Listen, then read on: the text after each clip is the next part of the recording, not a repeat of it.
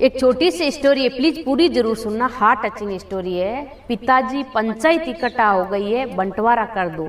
बूढ़े बाप के बड़े बेटे ने रूखे लहजे में कहा, पिताजी कर दो बंटवारा, अब साथ नहीं रहा जाता। छोटे लड़के ने भी उसी लहजे में अपने पिताजी को कहा कि जब साथ में निर्वाह नहीं हो रहा है तो औलाद को अलग करना ही ठीक है।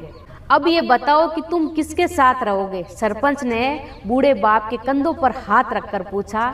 तो बड़े बेटे ने सरपंच की बात सुनते ही बड़ा बेटा बोला कि इसमें पूछने की क्या बात है, पिताजी 6 महीने मेरे पास रहेंगे और 6 महीने छोटे बेटे के पास रहेंगे। चलो तुम्हारा तो फैसला हो गया, अब करते हैं जायदाद का बंटवारा। सरपंच बोला कि बूढ़ा बाप काफी देर से सिर झुकाए बैठा है, एकदम उठकर खड़ा हो गया और चिल्लाकर बोला, कैसा फैसला हो गया है? अब मैं करूंगा फैसला। इन दोनों लड़कों को घर से बाहर निकाल के